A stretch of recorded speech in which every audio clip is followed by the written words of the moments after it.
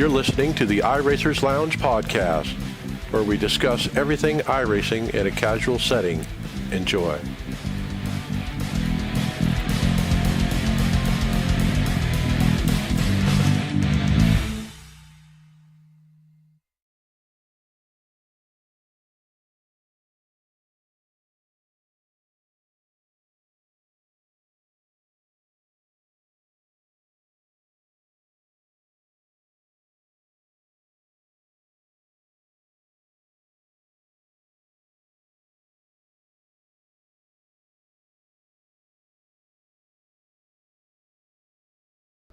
What's up, everybody?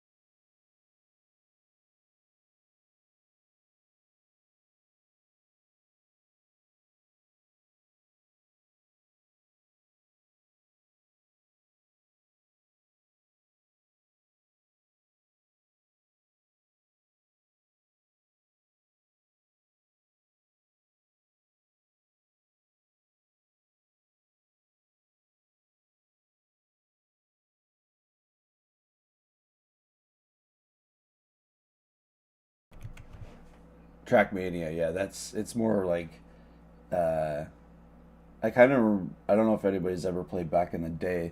There was a game called Micro Machines where it's like you're on playing. It's like when you were a kid, you had used everything as a racetrack with your little dinky cars. Well, that game took advantage of. It was like, you're on the edge of a pool table driving your cars around the pockets and everything like that. Kind of Trackmania is just a fantasy version of that, kind of where you're building crazy loops to loops and all that stuff. Where it's kind of cool um, to imagine stuff.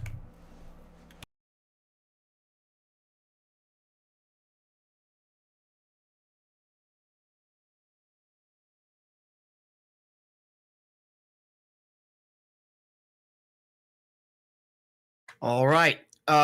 Season two, this is a quick hit. They're taking input for the season two schedules. We have a link to a few of the forums, but there's probably quite a few more for the other seasons. The deadline to put in your to get in the discussion and get the proposals in is January 31st. And you can only go with schedules that are submitted by community based schedule leaders, I believe, not individual requests. Yeah, you're right. There's a forum post for literally every series. We just have a sampling here. But if you want to get involved on the scheduled discussions, now is the time. All right, let's slide on into the next topic, Brian. Yeah, this is in the forums from Albert Pasukla, and he said is that he thinks that the grass is being modeled to be a lot slippier than it used to be. So he calls it the icy, slippery grass. So I guess he's noticed when he's getting into the grass that his traction is really way off. And in a way, it should be. It should mimic real life, and driving on the grass is you don't have very good traction there, especially with raced flicks or whatever you're running with. So, Yeah, I'd love so to he, see him. I'm yeah, sorry, I'd love to see no, him drive out in a real grass field, and or if he's ever been mudding or anything like that, and know how much grip actually goes away. Well, this brings up an interesting discussion. What happens are they going to do with a grass model when they have rain? Is it going to be sloppy and mucky then when you get into the grass? Or is it still going to be the same thing and it feels like the same type of grass? I would think it probably needs to go back to the way it used to be. I mean, that's the way the grass was for years. It was like ice. But the last couple updates, I think it's gotten better. I mean, I've been doing quite a bit of road racing, and I definitely don't think we're back to where we were one or two builds ago. Well, we could be like the grass we used to have at Spa where it was cooling down tires, right? That's an interesting point you bring up too, Greg. I wonder if they can model when the splitter digs into the grass and destroys the car. Oh, great. I could just hear the complaints on that one. Jason Perry in the forums is his indication is it's the new grass model at those particular tracks that doesn't feel right. Oh, the new grass is just a visual effect. I don't think it actually affects the grip level. Is this kind of like us trying to determine if they've done an oval refresh or not as we're racing? It's like, I think I feel something, but I don't really know. Well, since you brought it up, Mike, just go ahead and take the next topic. Well, speaking of that, iRacing's trying to communicate about that oval refresh by putting out a YouTube video, and it's called Oval Refresh Onboard Look. And they just, like it says, it's an onboard look of track, cars on the oval track going side by side, using multiple grooves in the corner. This is a take off of what we saw last week, what Mike Conti put together and put out a very similar video. I think it's interesting because I kind of obviously was the oval refresh was on certain tracks though. Right? It wasn't on everything, right? Nah, That was everything. Okay, I think it so was just about everything. Yeah. I kind of felt there was a little bit of more groove. I mean, we were in a race last night at New Hampshire. It's not the greatest track to try and run on, but I could see guys searching around for extra speed on different grooves. And not everyone was running the same thing. I feel like it's a little bit different, but the problem with all this oval refresh stuff is you get a week break off of driving when there's not a comparison. Like it would be nice to run one race with one way and then go to the next race and see what the actual feeling of the difference is. Like we kind of don't get the full feel side by side comparison. Yeah, and add to that, most of us are not doing a lot of regular daily racing. We're just doing like the once a week league in a fixed setup. I'm on break from A Opens until NIS starts back up. So I don't know how much I'm really getting out of that one race, except for that I see a little bit of the groove, but also just sometimes that I'll come around the corner and the car just doesn't behave the same, even if I'm going in the same groove. I can notice that just a sudden change in the way it handles a little, and then I have to rear back and make sure I don't go over the limit. You know what I noticed in watching this video though? Those cars are a handful to drive too. Like that's what makes it better racing too. The guys are wheeling it to try and do those different grooves. Yeah, it looks like the back end's kind of hung out as well. Which we've been running A Open, or rather not A Open, but we've been running, the NASCAR cars in the league, and you just don't get the same feel from the car.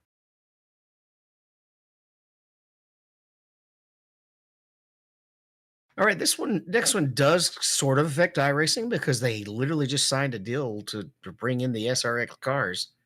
But I'm jumping ahead of myself because I'm thinking this might be linked to it. But iRock is changing hands, John. Yeah, so a lot of people might remember going back a few years, the iRock series, and it was, um, I watched this a lot, gosh, back in the 70s or the 80s and 90s, but this is where iRock gets together drivers, pro drivers from a lot of the different disciplines, and they run cars that are identical. So you'll have F1 drivers, NASCAR drivers, IndyCar drivers, so on and so on. In fact, I think they even had some sprint car drivers in this back in the day. Uh, but they do a series where they race against each other, these different disciplines with these identical cars on a lot of different tracks. I used to like to watch this. I thought it was pretty cool to see these guys. Uh, and they used to crash each other all the time too. But looks like Ray Evernham and Rob Kaufman have bought this series. So I guess it's coming back. Yeah, Ray Evernham used to be a key figure in the series. He prepared the cars, I believe, back in the day. And so now he's the owner of it. And as David alluded to, the other series owned by Tony Stewart called SRX has literally just announced in the last hour or two that they are ceasing operations. They're no longer going to participate this year. So it's almost like a two-part story. As far as SRX goes, does iRacing need to hold off on getting involved with a series like SRX until they're more well established? I mean, I almost think it's silly that we've scanned those cars. We've prepared to have SRX in iRacing in 2024, and now they're gone. So, I mean, what kind of impact does it have on SRX and iRacing? Well, the question is we had assumed when they signed that deal with SRX and doing all that stuff that it was a series that was gonna fulfill its obligations and race this year, and it's a progressing year by year. They've been keeping the series going. So if something changed, it's kind of hard on iRacing's end to, they could just say they're not going to do it now. It's a waste of time and stuff, and resources. But how's iRacing's not supposed to know, and if they just made the choice right now, it's just something different. It's a curveball that's been thrown to iRacing, and it's not really affecting them if they just don't do it. They just wasted resources. That's all. Do Yeah. you think, sorry, Brad, do you think this will affect the interest in people buying this car on iRacing? The fact that it's Oh going away yeah, real life. Yeah. So that means to nobody's gonna buy iRacing it. that there's less money in putting time into it now, less return on investment. Yeah, I mean, I guess this would have been what the third year for SRX, if I'm right. I don't know. It's just kind of weird. I mean, up until I guess just a few weeks ago, they had just announced what the fourth or fifth of the races, so had one left to announce, and then all of a sudden it's just done. So really odd. Was it this year or was it next year they were trying to bring one of the events to Canada here too, weren't they? I think it maybe so. We went, I want to say 22. We went to South Boston and saw them, and it was great. I mean, we had a great time. I'm just surprised that they shut it down. What's with the timing with, Ray announcing the iRock series coming back? I mean, and then they immediately, shutter SRX. Is there a tie there? I mean, because these are similar types of series competing for the same drivers, ex champions and so forth. Well, here's a whole bunch of things that I've been looking at. Tony's taking a full time role on driving drag racing now, with him starting a family. His wife stepping away, and obviously they're going to start their family. Tony's the Stuart Haas just had an image rebrand of what their logos are going to do. There's a bunch of things going that way. Um, you haven't seen or Tony heard much from Tony with any of these things that all of a sudden going on. This happening Einer's today. gone. Well, that's from Haas's stuff, part of it too. Like I think there's some changes that are going through that that company and anything that's associated with Tony's. Just I think at some point he's gonna have way too many things going on, and at some point something might get taken away, and maybe this acquisition by Ray is a way of um, transitioning into something else. Maybe was that Tony can maybe step away or have a lesser role, but I don't even know if they're together anymore as partners in SRX. I don't know what the whole thing is, because I think Bobby said in ours that Ray had stepped away for a bit. So So the other thing, I'm sorry, David, I was going to say is the cars themselves for the iRock. I had I can't see it now, but I thought there was an indicator. They're actually going to use the original old cars. They're not building new cars for iRock. They're going to use the old ones. And so I was thinking, man, this is going to be a great car. We need this in iRacing. This is the style of racing before NASCAR neutered everything. Well, and that I think I posted a couple days ago, or when we saw this, I just remember the sound they make. They had the nice super speedway sound, motors to them, that reminded me back when the Cup cars were at Talladega and Daytona, when they had, I don't know, it was the X pipe or whatever that they had under the car, where it sounded totally different than they do nowadays. do I remember correctly that they basically didn't allow any practices or adjustments in them though? Everybody just got a car and went. Yeah. Yeah. So it was essentially fixed setup racing, whereas XRX at least had minor adjustments that each driver could make. I hope they copy that idea, because otherwise it's going to be like it was before, and it's really just going to be dominated by the oval guys. Yeah, and that's what made SRX enjoyable to watch because you could see guys, they may come in, they'd run. I don't know, they had either stage break or whatever, but they come in and make some changes to the car, um, which made the racing a lot better. So, yeah, the announcements that they're planning to use the historic cars while they continue to explore future opportunities. So, um, now I know that Ray helped design the car that SRX uses, so I don't know, maybe it's all tied together somehow.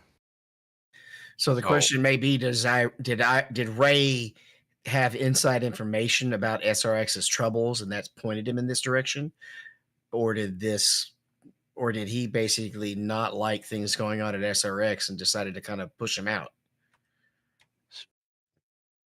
couple things. So Paul Tracy's probably licking his chops, okay, because he got let go by these guys, and now they're gone, and he's part of the show, right? And Paul Tracy's the big show. But anyway, um, I like John said, I have fond racing memories of IROC in the past. I remember at Indianapolis, Eddie Cheever, Ari Leindyke, Mark Martin dicing it out, and I think Ari got spun down to the inside at pit road and totaled the car, and just you know great racing at big tracks, Michigan, Talladega, stuff like that. Yeah, and I do think, and I have good memories of this, and I think the so-called fixed setup approach was actually what made it so good.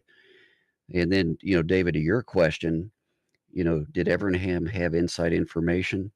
I mean, why would he get involved in this, something that hasn't run in 15 plus years, if he didn't have information about what was going on at SRX? I Yeah, don't think. I'm basically asking which one was first, the chicken or the egg. The other difference between these series is IROC was traditionally, like I mentioned, a large oval series, okay? And SRX, as we know, has been a short track series. So will this new iteration of IROC be, which one will it go with kind of thing? I think that's unknown, but hey, I'm excited to get IROC car in iRacing. Let's get a scan. What I'm sad about is that they're not going to be one of the tracks that would be great for them to run on, and California is not going to be part of it. That would be a hell of a track for these cars to race on.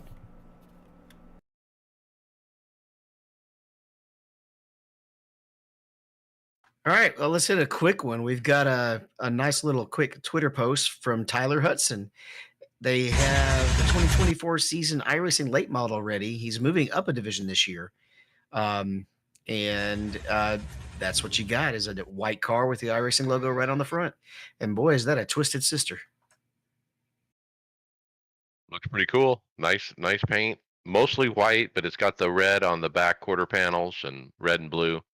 But yeah, good luck to Tyler Hudson. He did so well in the late models, and now he's going up to the division. Well done.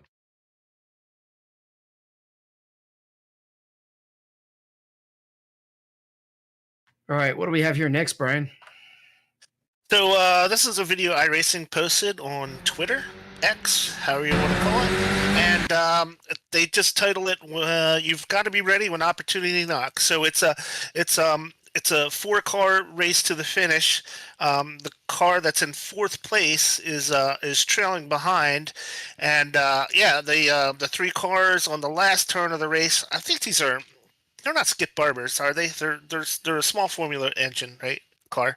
But the last turn of the track, they make just a little bit of contact to slow the top 3 racers up, and this guy just squeezes in, using some draft and them slowing down just a touch to pass all 3 of them on the final straightaway to get this victory. It was an excellent finish, and they're right. When you're in 4th place like that, anything can happen on the final turn of a race, even where you can pull out a victory out of nowhere. You got to be ready. Don't ever give up. Over till the fat lady sings. Well, well, if you think of that track's got such a long straightaway just to get to the start finish line. If you set up right on that last corner like he did, he had a shot at it, and they kind of just opened the door more by having some contact and slowing themselves up. I think this also details out a different kind of oval race, or not oval, but open wheel racing. That's a little different than a traditional fendered car. Like at Indianapolis in an open wheel car, if you're leading on the white, you're a sitting duck. You almost want to be second or third or fourth in line. So as Greg said, as you get the slingshot come into the checker, you get that draft, um, and so it almost seems like this guy in 4th was just waiting for that moment. He knew the draft would come into the checker. He waited for it. It happened. Boom, he got it. And you also can't block in these cars, or bad news will happen. And it's actually in the sporting code too, and it actually directly says it doesn't even say anything about there being your allowed one racing move. If you go back and read the code, it actually says that if the trailing car makes a move on the straightaway, you can't respond to it. You can defend and block the inside lane first. But if you go to the outside and when he comes down, then you come down, that's actually against the sporting code. which nobody reads. or follows. I think I've talked about it last week, but I got a guy on this because he was like, well, I'm allowed to move before the braking zone. No, you're not. Not in response. So it definitely becomes a major chess match, doesn't it? Moving away from chess matches and on to glitching, Brian. We've got actually not Brian. Let's toss this one to Brad. I just did Brian. No glitching in iRacing, and we covered his video on the one thing that's going to get patched out, which we'll talk about more later. But he's got a video of some of the more extreme glitches. Yeah, so one of our favorite contributors, as usual, DJ EJ, posts a short video of some of our racing's more extreme glitches. Some of these we've talked about before. There's certain tracks where you can kind of roll over to a spot and you can actually tip the car into a hole and get launched up into the air. Some of them where you can get into a tire stack and end up getting thrown different places. So, yeah, I mean, it's again, we've talked before. I don't know if people just kind of go out looking for this stuff, or what. I don't know. But yes, we did see that one of the ones we talked about, I guess a week or two ago, with the late model in reverse, has gotten fixed in the patch that was done today. One of my favorites that he reminded me of is driving the fence at center pedal track. If you get your rights kind of up on the curbing and up onto the wall, you can literally get your car up onto the fence and just go around the circle, in a vertical fashion, kind of like Spider-Man stuck to a wall. I've done that before, and it's fun just to try to get it up on the fence, see how far you can go. So that's kind of a fun thing to try. And then the obvious one is, at the coming off the pit road at Talladega. There's an entrance just to the left, right after the pit road exit. And like Brad said, if you creep into there really slow and fall into the hole, it'll launch you into space. I can't remember a specific time that, but there were some cases where you really could wall ride to get an insane lap time too. Irwindale, they used to have a problem with that, I think. There was another one he called Dale Jr. Force Field. There's a track where you drive through the tunnel, and Dale Jr. and Steve Myers are standing in the tunnel, and if you try to run into them, it'll make the car jump or fly. I think that was Lincoln, which is weird because Lincoln doesn't have a tunnel in real life.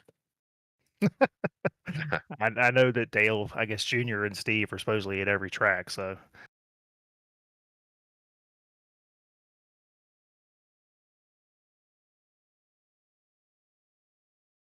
All right. Well, we were hoping and knew it was coming, and it's official. Indy is back. iRacing and IndyCar are pleased to announce a multi-year licensing agreement, officially reuniting the two legendary brands. So we all knew it was coming. Anybody just chime in on this one? Yay! Are we bitter? Are we happy with IndyCar? Are we bitter at IndyCar? So, You know, was it officially just 1 year it's been gone? Yes. Yeah. I am hopeful that lesson learned. I don't hold, well, I hold a grudge over something. They made a bad choice. People make bad choices. And they got kind of lucky that it's only cost them a year of the other relationships they could have had. So I'm just hopeful lessons learned, and I hope that all the other series and sanctioning bodies out there see this as a lesson learned. So, I just looked back. Do you guys remember that TikTok that I posted about how many times we said indie when they folded that I made a spoof of for my racing? Say again, I That was was reading funny. your message. The video that I sent, how many times we said indie in one of the Oh yeah. posts. I just looked when I posted that. It was December 29th. So it is just over a year. Brian, can you just throw that back on the script before you do the final edit? Yep. Well, so what's been announced is a new licensing agreement is basically bringing back everything that we had before. The return of the iRacing Indy 500. There'll be IndyCar Series branding on all the series on iRacing that are applicable. Multiple leagues will run the IndyCar Series events on iRacing, and then a license extension of the actual track, Indianapolis Motor Speedway. And so we're back. So I went to go try to find where your profile was on the member site, and where you couldn't put the word Indy in. Remember, if you were like an Indy 500 winner, it would exit out. That page is gone. There's no profile on the page on the as far as I can tell on the old member site. Now, shortly after the announcement, if you're a listener in iRacers Lounge and you're part of our Discord channel, you got a scoop because iRacing staff member Drew Adamson came into our Discord and posted news about this before he made it public about broadcasting. He said broadcasters are permitted to broadcast racing again, utilizing the three cars, the IR18, the DW12, and the IR05. You still have to follow the broadcast and paint guidelines, but that restriction has been lifted. Thank you, Drew, for letting our listeners know first. That was pretty cool. And at least in our circles, the Lionheart League is going to be very happy with this because they were stuck running the Lotus 79 for that same series, and I'm sure it's a pretty good bet that they will switch back. Now, we have some more details about the different IndyCar series later in the show, but I do want to point out something that is completely missing in all the announcements that I hope iRacing hears this. Please, please, please save our series called Delara Dash. This is a ghost town. It is gutted with the jet car. I mean, nobody races it. I've been looking at racing Delara Dash over the last few weeks, and every time I go to run it, there's one person, two persons, three people maybe, four if I'm lucky. There's not even enough people to make a race. So I would love the original IndyCar to come back to that series, and let's make it what it used to be. What does that teach us? That fantasy isn't always the best thing. It was a good idea at the time to boost some revenue, but it just isn't there for longevity. Well, that car is also not really an oval car. It's not the Indy car. The Indy car is the only open wheel car that has really historically been an oval car, right? And I wasn't here last week when we kind of broke the news, or when we were talking about some stuff.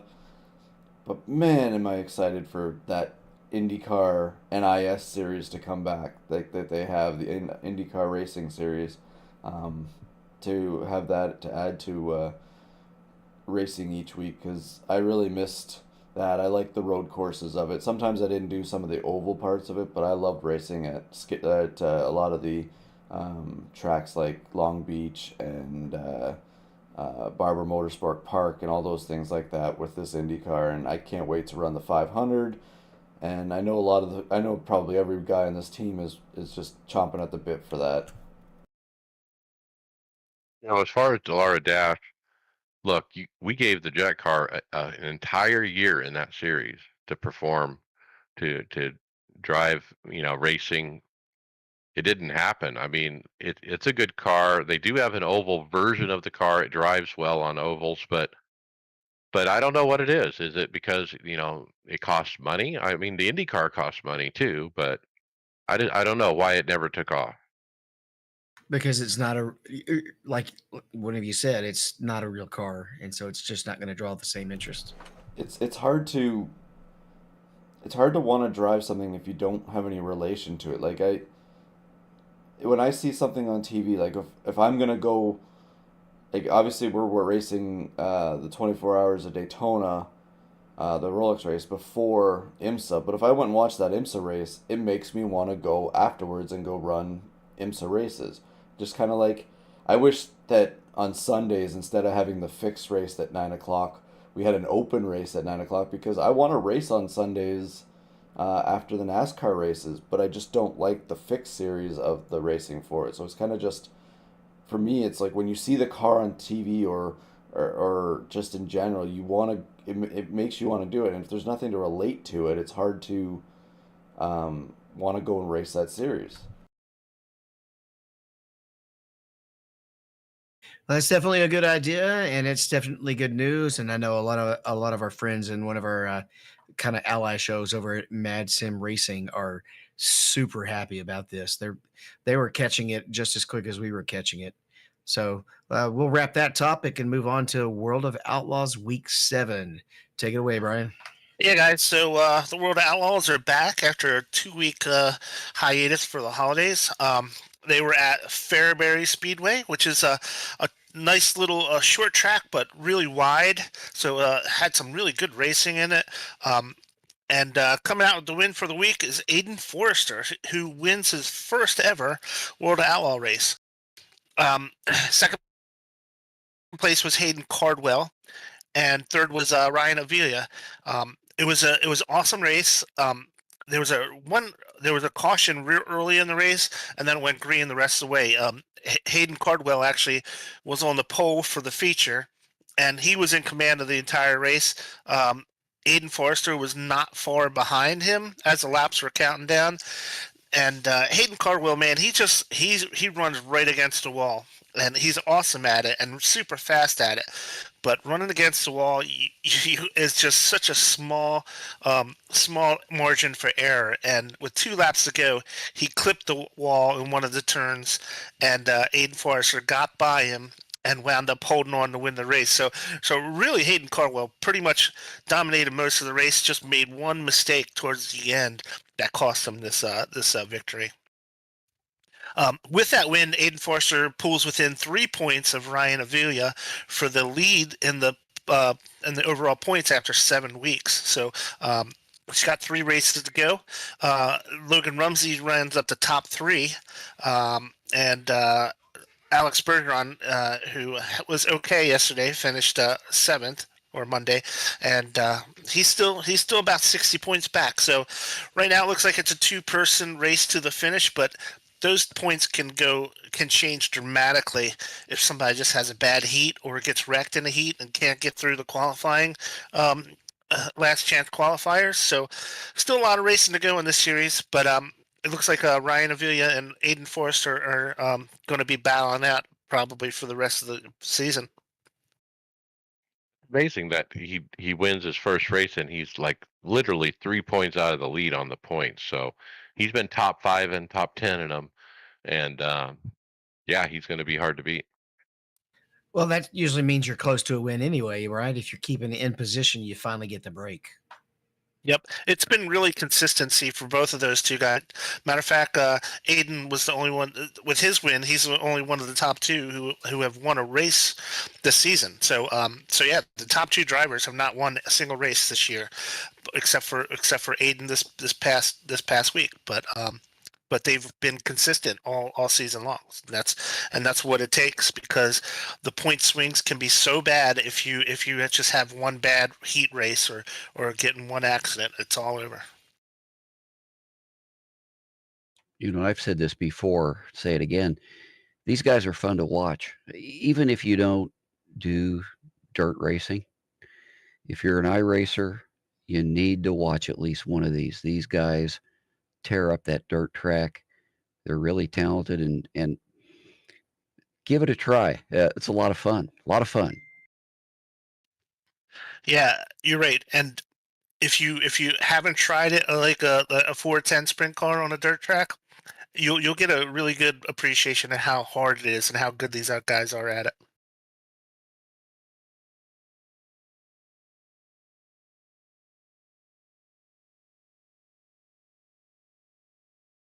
All right. Let's have a moment of silence for the legacy member site. Oh. We will miss you. Did Mike leave just so he hoping this didn't happen? It's think Mike was so upset he had to get up and walk away, man. This is where he comes in with the trumpets and has like a solo Hey, that he's been practicing. I'll go put my clarinet right together now and play some blues. you need to play taps. I I thought about it, but boy, I got a lot of military friends, and I always fear that's too sacrilegious. Oh, he didn't come back with a trumpet. No, but I'm disappointed. I mean, So it's gone. January 16th, it's going to happen. I hope it does mean that they are able to improve security measures, because that sounds like a decent justification, as much as I've been screaming about it. The next step, though, is that I'm going to be on tap with support saying, make this faster. As if I can do the same things I could do on the website, okay. And that includes, they said they're including a browser inside it. So, and they waited until they had that ready.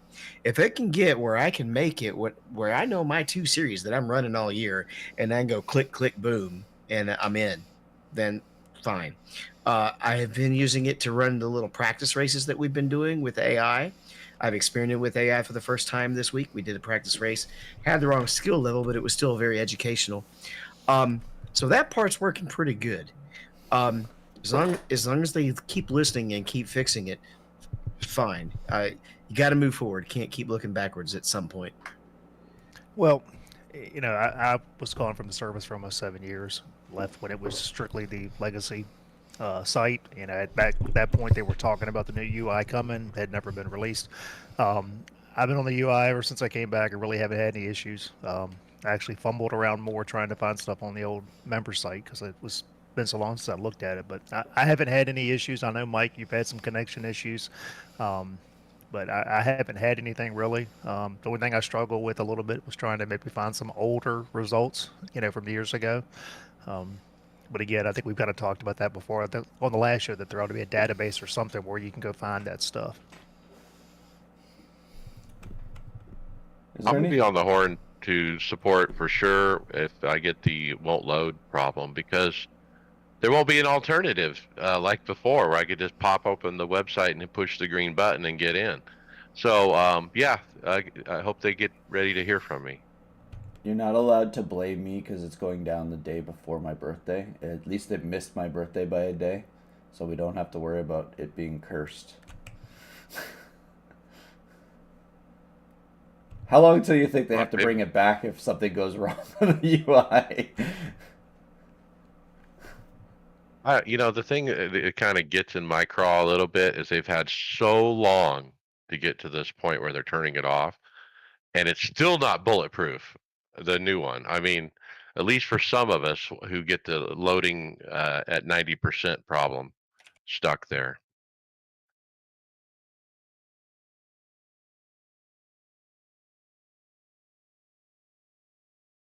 All right, let's move on to some happier news. I guess because we like to see it, because it is more rare. Racing is still dominated by guys. But it's fun to root for girls in iRacing, especially in Greg's case, has daughters. I have nieces that I cheer for things. I also have a lot of female students that I want to see go into whatever they want to go to. So for that reason, we tend to get excited about these types of stories. And Brad, I think you found this lady, didn't you? Yes, I saw this scrolling through X. They really didn't know anything about her. Ash Vandaley says she's excited to be working with Shift Up now, and actually going to do some webinars for members new to iRacing and try to break down, I guess, some of the barriers. So, went and did a little bit of searching about this, and apparently, Shift Up now it's a group, um, basically of all female racers. It's a kind of an organization where you can join. There's some money involved, but they offer webinars and offer opportunities to help ladies get involved with racing, real world racing. And I guess they're going to do some stuff with iRacing as well. So I just, like I said, kind of stumbled across and thought it was pretty neat. But yeah, I mean, any opportunity we have to bring more people into the sport. I've got a son and a daughter. Um, my son really enjoyed racing. Took my daughter to a dirt track one time, and she's like, "Oh my gosh, this is the greatest thing in the world." And she's been to a few races and enjoys it. But again, any opportunity we can have to expand, whether it's virtual or real world, I'm all for it. Now, this here, it's just inclusive. It's not trying to. It's not singling out. Obviously, it's not women or men based joining it, right? Or going to them. It just I says mean, if you, newbies, right? yeah, I mean, I, if I you go don't think to, she's well. I mean, I haven't gotten to look into it, but what I read here doesn't say anything about talking about women in iRacing or anything like that. It's just a woman who does iRacing. So yeah, Mike, this reminds me of was it Dave Kamer or Cater? They used to do this back in the day with Rhea Fala, or was it Rhea Fala? Yeah, like webinars Yeah, teaching. they used to teach how to setups and stuff like that at events, and they would have Ray go around the track, do a couple things, tell what he needed. Dave would make or he would make some changes, and then they would go back out and just back and forth. It was kind of just so people could ask questions. It's kind of cool that they're doing this. yeah. So looking at the website, which is shiftupnow.com, again, it's ideally it's geared towards ladies. Um, but it does say, we want to be a resource for racers, whether male or female, offering advice, coaching, and whatnot. So, again, it's a membership, it's a group, that you can join. I guess in order to get access to some of this stuff, you do have to be a member in order to get access to the webinar. But again, like I said, I just kind of came across it and thought it was something neat.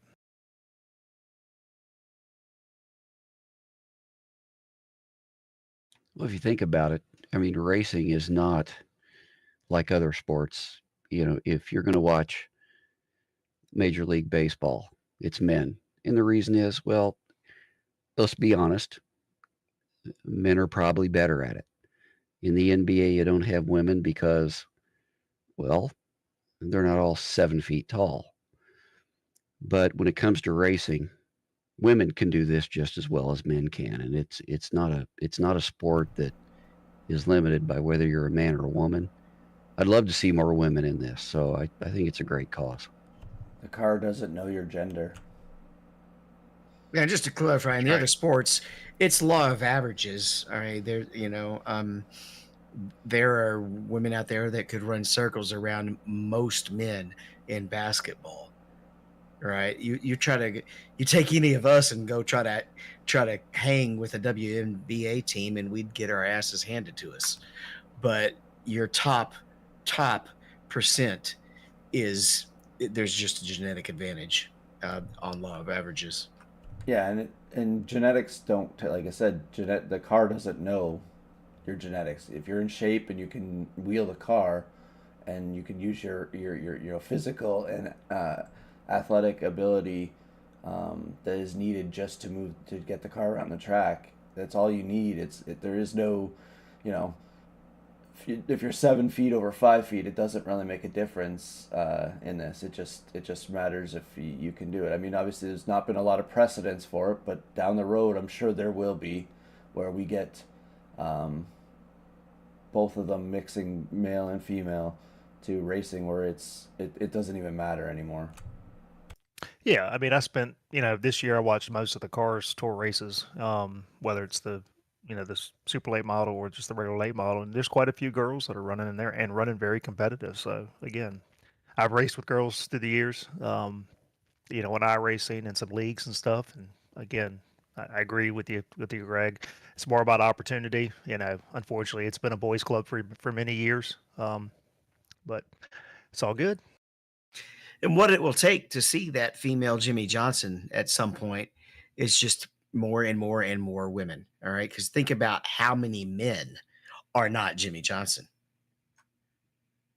So you got to have that many shots you got to have that many rolls of the dice to increase your chances of finding that diamond in the rough. So you're saying if you get one Jimmy Johnson in every 100,000 men that come out of it, or million men, you're gonna have to get one Jimmy Johnson female out of 10 million, 100 million. Well, the same number, roughly the same number of shots. Do you think they get the same shots? So that's why I'm saying the number has to be higher, more shots being taken. No, I think you've got to get the numbers to the same shots. Right now, the That's numbers are not true. at the same That shots. is true. There is no comparison of being the same. You're not having the same amount entering in.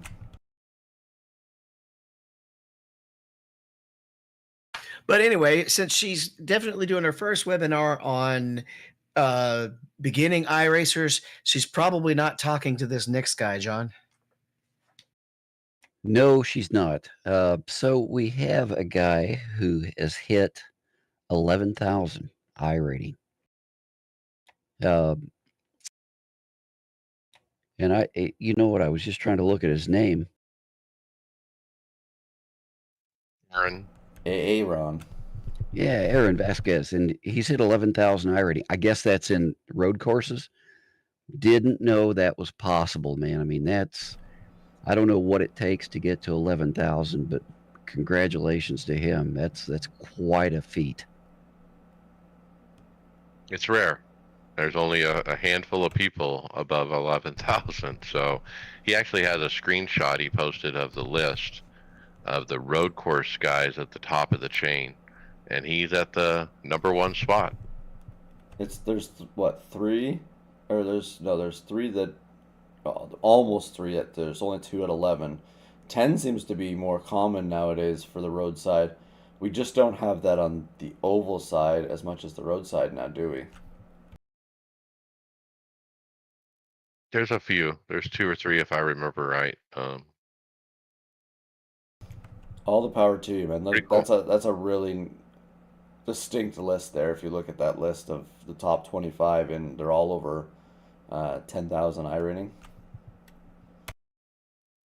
It's a lot of wins to back up that 11,000. So that's the way I look at it is you don't get that number without winning. I'm telling you what. And he's done a lot of winning. By the way, that livery is on his car is really, really nice too. I was looking at that.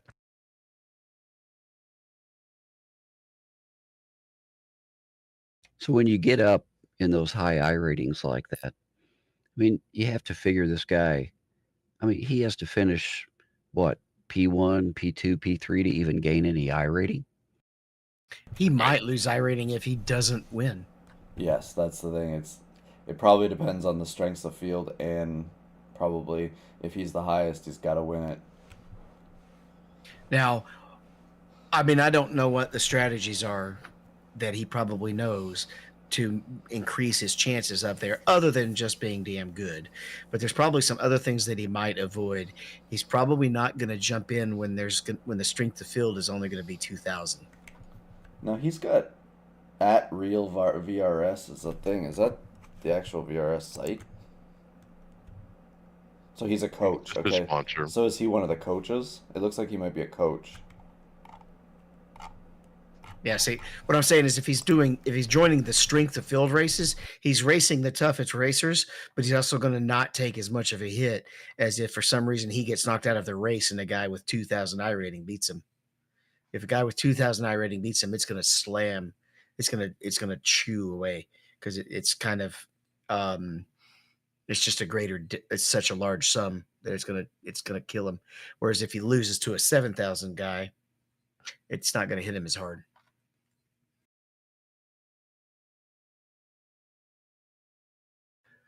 But let's have a short talk about new rules, Greg. Yeah, so NASCAR released this week their new short track package on their. They obviously showed it up on their Twitter page, the new rules package, and I kind of went through it when we were talking about it. So it's a new rear diffuser plate, as they're calling it, and an increase of an inch to the top and sides of the spoiler. To help with reducing drag downforce on the back of the car from underneath, which in case they said they had to increase a little bit of downforce back by putting the spoiler on, but what they've noticed in the test was that the car was going to be a little bit more maneuverable, where it slides around, and they might have a little bit more of a to get into the corners, kind of maybe more sideways, but they also were noticing when they were getting sideways, they weren't losing it the way that they normally would as well. Whereas when all the fins and stuff under the other diffuser weren't working or wasn't working as intended, you didn't just spin the car out. So it'll be interesting to see what this actually does. I feel like my opinion on it, and my opinion will always be this way because I'm so stuck in my ways. I think it's lipstick on a pig type thing that they're trying here and not doing the right thing. Put the horsepower back in the I car. actually is the replied. simple solution. I actually replied to NASCAR's tweet on this, and I basically told them, wrong answer. You need to increase the horsepower and remove the downforce. I actually got a lot of engagement on that tweet from NASCAR fans. They just blew it up with the likes, the retweets, the replies. I think I'm onto something, guys. Now, David, we were talking about it, and the reason I wanted to say something on this topic, I want to know how this is going to affect iRacing. They can visually take away. How are they going to change the short track package on the car? We obviously could change the visuals of the car, but how is iRacing going to change the way these cars drive on the short tracks if they have no data for what this does to it? Obviously, it's going to be numbers and stuff that they can probably maybe get from NASCAR to simulate it, but I don't know. When we go to New Hampshire, or sorry, what would be the first one? It'd be Phoenix, right? Phoenix. When we go and run Phoenix, we're gonna. I feel like it's just gonna be the same old short track package because there's no data for iRacing to change anything on it. So, what's the effect on iRacing with this new change? What can they implement for it? The data that they need isn't necessarily just exactly how fast the car runs. iRacing is a physics simulator. Okay. So if they tell iRacing they did this to the spoiler and they did this to the diffuser, iRacing itself is probably going to have a pretty good idea what's going to happen too. That's my guess. Okay. So they maybe can go ahead and actually put in the physical changes, and then as data comes in, fine tune it. Now, there is some data. They had the Phoenix test, and now tell me if I'm wrong, but I think Tyler Reddick told us that it didn't feel any different. I think it seemed kind of when a lot of them were talking about it because Denny went off on like every one of the shows that had specials near the end of the year. They were talking about that it just wasn't. It wasn't what they needed. It needed to be something more. And I think what was it, Kevin Harvick on Dale Jr.'s podcast that right near the end of the year, he said that you're going to need something around like 900 to 1,000 horsepower just to make a difference in these cars because of how wide the tires are and what they've gone to. And it's just, I just don't see. I had a strong argument the other day that NASCAR can't seem to get out of their own way with some of the rules that they're what they're trying to do. And you hear that they're trying to save money and they're trying to do all this, but you listen from the owners that it isn't saving money, and they're also this is the owners that are in a fight with NASCAR to have new rules with their a new agreement between them that they still have yet to come to for partnership. So I don't know. It's a tough thing to know what it is, but not even take it as an option to say, hey, one of the cars or two of the cars we're going to put another 250 horsepower back into it and just see what it does. Seems ignorant to me and not a true test of what they should be trying, because they even said that they were going to take a different transaxle axle to try it, and they never ended up doing that as well. Here is the thing about the horsepower, because we all know that's the best idea, and they probably do too. According to Bobby, who has some pretty good inside connections, the manufacturers just say we don't want that horsepower. They say we're not going to support you if you run this big of an engine. So that they may just have their hands tied by the manufacturers. Okay. From the engine manufacturers, not an issue for horsepower. Everything I've read and heard, it's not an issue. They can get 900,000 horsepower, whatever they want to do. The quickest fix is the tire. That's the quickest fix. Put them on you can keep the, I guess they run, what are they running? 20s, 18s, whatever they're running. 20 It's too or wide. 18, sorry. It's too wide of a tire. The grip patch is too big. That's the problem. You know, it doesn't matter what you do to horsepower. If you don't make a change to the tire, it's not going to make a difference. The quickest fix is the tire. But you also Yeah. need to increase speed going into the corner or going down the straightaway and braking into the corner. If the tire is not going to fix that part, it's going to fix the acceleration on exit and make it looser in the corner. Correct. Got to get That's them off the, the throttle. yeah, that's the whole issue. That's I brought up in the chat. You know, that they go the with this new car, the corner speed is increased, and that's the problem. You cannot pass unless you're slowing down. You've got to be able to get off the throttle. The more off time throttle you've got, the better opportunity you have for racing. And it's not that the engine manufacturers can't make 1,000 power engine. It's that the OEMs, the big boys, Toyota, Chevy, Ford, they do not want I get 1,000 it. horsepower engines on the track. I get it, but you know, I know we talked about the whole nostalgia thing and whatever, but you know, these guys used to be superheroes. I mean, that's the way you looked at them. To get in a car with 1,000 horsepower and control it, they were superheroes, and And they're that's the third that's what's missing. They're the third slowest car on the track. Yes, they are. So what is that like? If that's the case, why are they the third slowest car on the track between the other two series too? That doesn't show very good. So you're telling me that Toyota's number one selling brand car, Camry, is slower than their Xfinity Yes. Supra? Yes, the pinnacle of oval sports in the U.S. is the third slowest in the touring series. Makes no sense whatsoever.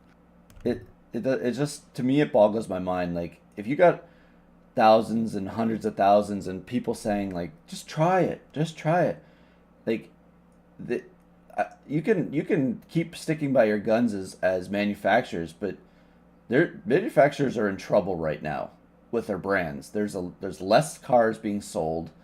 There's going to be an influx in whatever we end up going to down the road of EVs or hybrids or hydrogen vehicles, depending on what it is. But I don't know where you are. I didn't see them in the NHRA slowing dragsters down because OEMs. I don't see Mercedes, Ferrari, all them slowing down their cars to do it. Yes, they perform. Yeah, they did. they did. F1 and Indy have both slowed their cars down. But they went to 1,000. They still make over 1,000 horsepower on a 1.6 liter V6. So it's not, and they still spend $145 million a year on their car or as a budget for teams. Like, if there is, it's just, there seems to be a disconnect in, is NASCAR the third best thing product on the track, or are they the pinnacle? And that's where I lose my disconnect, because you hear even the most expert people saying the Xfinity series is the most exciting to watch. Obviously, the truck series is like, inexperienced drivers, so it's kind of a shit show depending on what you get each week. But why is it okay for us to say that the Xfinity series week after week is better product on the track, from all your experts, all your media people, all that stuff, and you still continue to I don't want to say fuck around, but screw around with a little plate here. Maybe the plate works, I don't know, but to not even in the off season to take one of these manufacturers or all three of them, put a motor in it and do it, it just tells me that you're either stubborn in your ways and you want to not do something, or you just don't care about finding an actual fix. It's Steve O'Donnell and his shills. I mean, they need to fire the lot of them, and let's make Dale Jr. the leader of NASCAR technical division or something. Let's get one like Kevin Harvick or some of these retired drivers to make some decisions on behalf of NASCAR that might be best for the series. That would be cool. Like, I know we're trying to be safe and stuff. I don't think we need to go 215 down the Michigan straightaway again to get in the corners. Like, I'm not trying to make it unsafe for the drivers.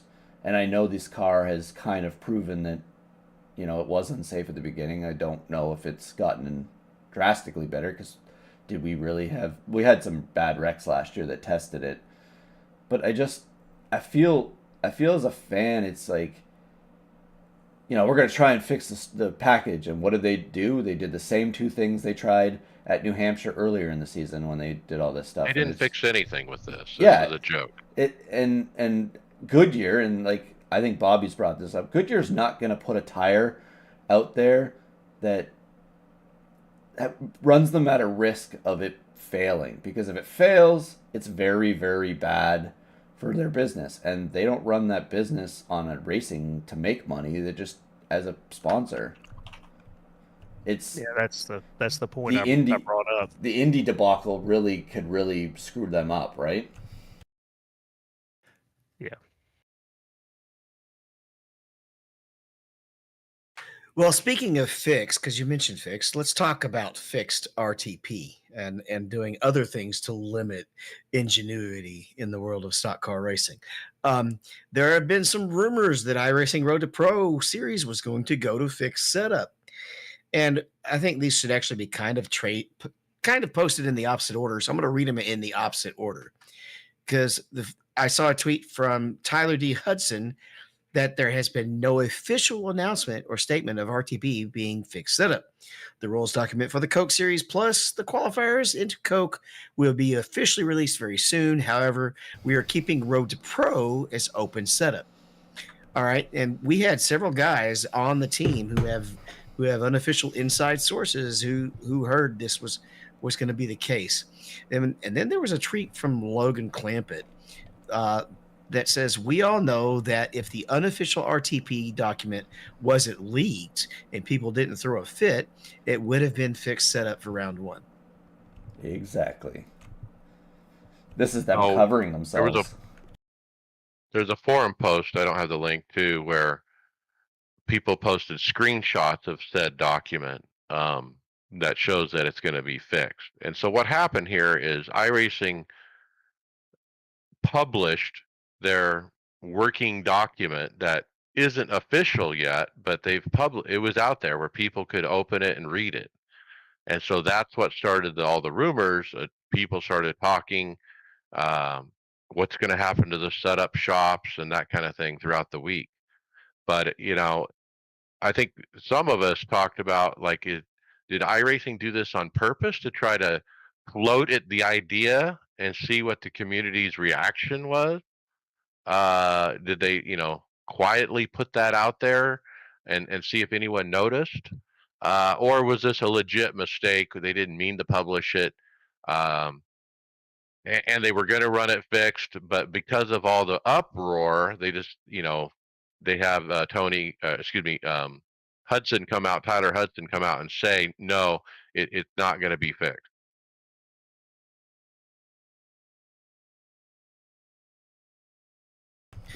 Um, fixed setups at the top level, yuck. That's just all I gotta say is yuck. Okay, I know they're probably maybe they're concerned about the burnout or the time that you have to put into it, but once you're at the top level, that's just yuck. And when you run a fixed race setup, then you're not testing who the best driver. You really don't test who the best driver is. You test who the best driver of that fixed setup is. I mean, in the real world, we don't use fixed setups. And this is road to pro, not road to fixed. So Except for IROC. Is this? there you go. Here's one of the things that I was wondering about this, Mike, when I saw it. Is this an? Because obviously, what happens with Road to Pro is it dies out the further it gets into it because people don't want to put effort into it when they know they're kind of out of it, right? So like the further it gets down, so they're trying to maybe bring more people in. I feel like this Road to Pro idea with the fixed setup is the same thing where when they got rid of when they added fast tracking through the license system. It was to make people more attracted to keep coming in and racing each week. And so my license could go from a rookie to an A in the same week or whatever is what you want, instead of actually having to spend time doing something. So I felt like this was one of those things where iRacing gave into something to try and either revenue based get more people involved, or just uh, just try and keep the participation up to keep maybe track. Well, what is it? Maconi Setups is actually sponsoring the Roto Pro this year. Like keep the interest for a sponsorship or something. It just felt it kind of felt when iRacing changed back in the day to switching the advanced license system. I think I think it's not a bad idea myself, actually. At least for the first round. Remember, there's 2 rounds of Road to Pro, and I think it if you did fixed, it would drive participation. Absolutely. I've always been a proponent for our listeners to run this series, even if they're not capable of going to the Coke series. Why? Because it's fun and it's a great, it's truck at ovals, and there should be a lot of good drivers participating. And if you can imagine it being fixed, you'd have even more participation. It'd be an event. People would wait for this each week and run it, kind of thing. And I've participated in Road to Pro in the past, but as Greg stated, just the first couple weeks usually, because it's too much to figure out the setup when it's open setup. It's too much to pay a setup company for a setup to run Road to Pro when I know I'm not going to be a serious contender. So I actually like the idea. Here's another thing I was thinking about. This is not saying this is what would happen, but say someone is in the Road to Pro fixed and their natural talent of driving, and they win the series and get through under the fixed, and they get into with the big boys where they have the setups and all that. Is it fair to a company and say he's slow because of he's not great with getting setups and getting attuned to what the other racers are that are in that series? Is it fair to the brands that invest in it that have to actually pick that driver because he's in the top 40 um, that he didn't actually show that he's great at running open setups when he's going in an open set series? And maybe what if he's 2 seconds off the pace running an open set when he was faster in a fixed set? Is it fair to say Junior because he has to sign him because they're obligated to sign someone in that series? Also, fixed setups are designed to be drivable by the masses and they're not optimized for pro level drivers. And then when so you spend that whole year learning to drive that set, and then where you're really not on the edge. Almost all the cars are push loose, right? And then you get a car that's actually tuned where it might be a little bit loose on entry, and he hasn't been doing that for a whole year. I think leaving it open is the right answer, even though I think fixed would be cool too. Because of that, because you're going into the next series, the Xfinity car, and then on to Coke, and where there is open setup racing. I think Road to Pro should be open. So Is And this? Go ahead, David. you said fixed setups would be better for you because you know you're not really going to be a contender anyway. This is Road to Pro, and even though it has a huge turnout, Pinnacle. it is ultimately for guys trying to get into the pro series. And so that should be the main decision. Road to Pro, they should not be thinking about us average Joes. This is. I kind of feel like this is the same discussion we just had about the cup cars. Like, you're trying to dilute something to make it better, but it's not. It's just not what I think is needed to entice. I don't know if what the intention was. Was it to drive people into that series? Maybe it was, but you're also hampering like a whole bunch of businesses came up have been started up this year to try and help people in Road to Pro, and that was really taking some people's revenue away if it had gone fixed racing for some of these setup shops. And obviously, we said there's an actual setup shop as a sponsor, so that would be even more detrimental to that sponsorship possibly. And there's a segment of the population that sees setup shops as an evil almost. And for those guys, I'd like them to just go set up as their soundtrack the old Soviet national anthem.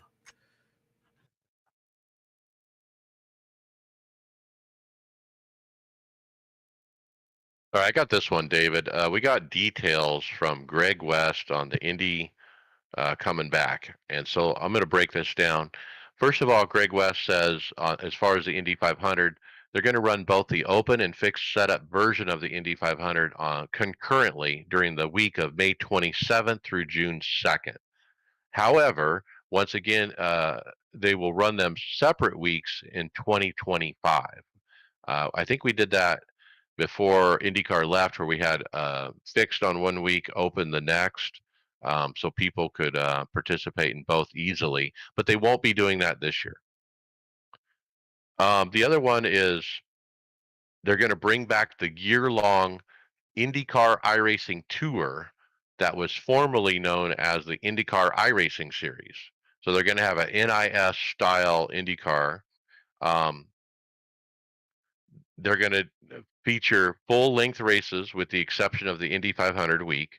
That race will be shortened for the events happening within the series so as not to have competition with the Indy 500 itself. Then there's the actual IndyCar series, or the Open Series, as a lot of people call it. They're not mandating any changes to that. You can go and vote for real world tracks again, like we have in the past. Those sessions will remain at right under 1 hour. They're also going to be adding a supplemental series to the Open. They're going to have IndyCar Series Fixed. This will be a B level and run the same schedule as the Open variant. These are going to be a sprint variety, similar to that being used with the Super Formula. They won't overlap with Open. And then lastly, the C level series will also move to the B class and be renamed IndyCar Oval. With this edition of fixed setup series that follows the Open Series, we're going to make sure that those wanting that open wheel experience have a dedicated home. The series will run 12 weeks of ovals moving forward and may use any oval available. Definitely goodbye Delara car. One more note, Greg, was the new fixed series will be a pure sprint. It's about 15-minute in lengths, no pit stops. And so that one sounds attractive to me, actually. No tire strategy and anything then either. Just run the car, So it's pretty cool that iRacing is increasing the options, for members to run the car. Now we have open and fixed. You got the NIS style racing, and you have a brand new short sprint race. So take your pick, guys. I wonder if they're trying to attract some of those lost customers that might have actually purchased the video game, and kind of bring them this way kind of thing too. Maybe move them over to a PC or whatever. I mean, a lot of it was console based, thinking that they were going to get an IndyCar game, but maybe just try and see where they can capitalize on by having more and more offered for it.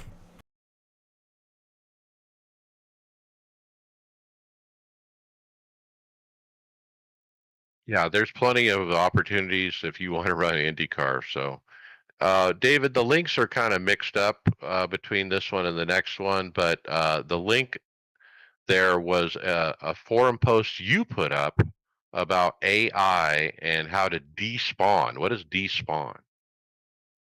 Oh, okay. Well, we've started playing with the AI racing. This will be pretty quick if it's a totally different topic, because I just responded to the reply I got to it. I learned how AI racing and hosted works, essentially, because we did a practice the other day where we threw in just a gluttony of LMP, or no, GTPs and GT3s. We're assuming we're probably not going to see LMP2s in our split, if we even get to see GT3s, right? And our GT3 guys are probably not going to see LMP2s in their split either, based on where our I ratings are and what I've been seeing in the IMSA races. But anyway, we had a server on there, and I was like, well, how many guys are coming and how many AI should I put in? And so I asked it, how do you determine can you make it where, how can you make it where you don't have too many AI that somebody can't get in? And somebody said, no, once the AI are in there, they take up the slots. You can't put any more people in. But here's what we also discovered, and I think Brad noticed this. If the creator of the race with the AI hosting is not in the race, you scared everybody. The AI disappear. right? So we didn't finish the race. We were mostly just trying to get through, going through traffic a couple of times. And also we had the skill level way too high because I had no idea where to put the skill level. And we were all running in like last place and getting doored by every AI that came up to us because they're 2 seconds faster than us. So we didn't finish the race. It just kind of became almost not fun at a point.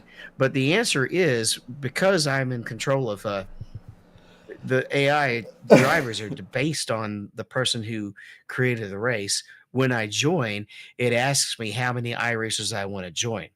So what I can do, I can join the race and only put like say 20 or 30 on there to have enough slots for people to join the race. And if it gets too close where it's almost full, I can leave and come right back in with less AI. So that's how you do it. You have to manually despawn the AI. That's what I discovered. From in fact, let me go ahead and thank the member. I still have that posted. It was Robert Barris who answered the reply to my question on the post. I think the other thing we learned during that race, David, was there's a pretty fatal flaw with AI on road courses where if you're up side by side with them, they won't give you room. They'll just door you to the wall. Yeah, I found that out. Once I fixed the skill level, that hasn't been as bad.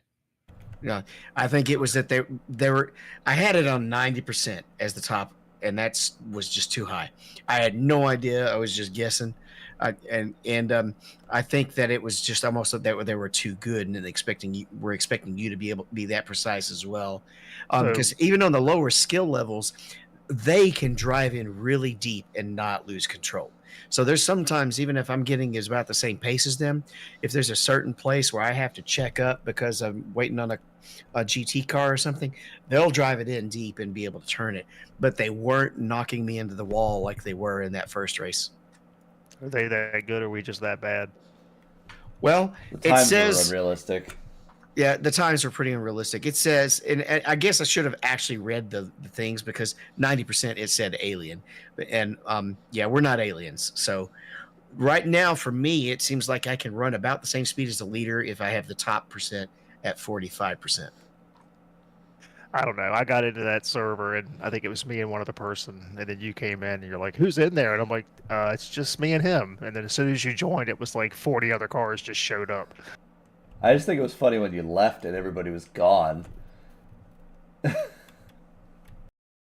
we know how to control that now. So I mentioned it in the server or in the chat right before we started to see if y'all wanted to just throw together another one real quick tonight and not do a lot of practice, but just run part of a race and see how it goes afterwards.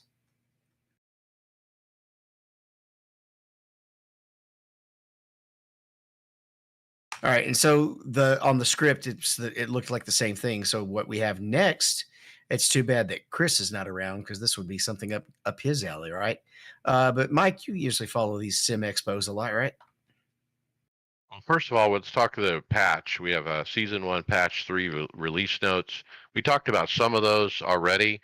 The other one I want to throw out that we haven't talked about is they've added a slowdown at Daytona.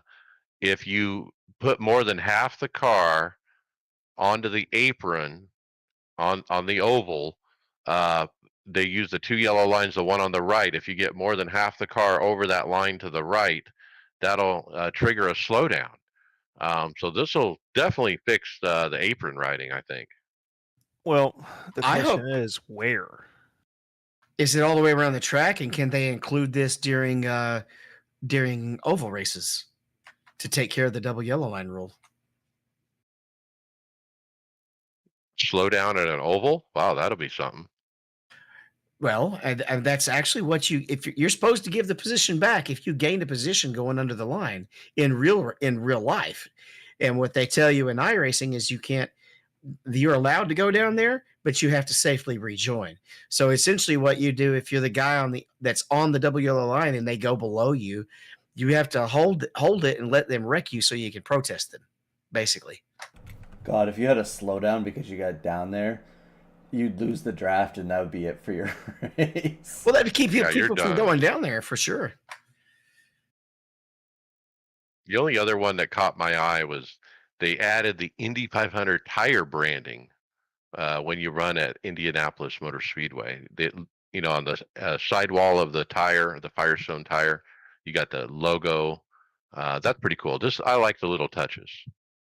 There is a pretty good note there that specifically applies to the Daytona 24 in that the time required for GT3 and GTP cars to repair fully damaged wheels has been significantly reduced.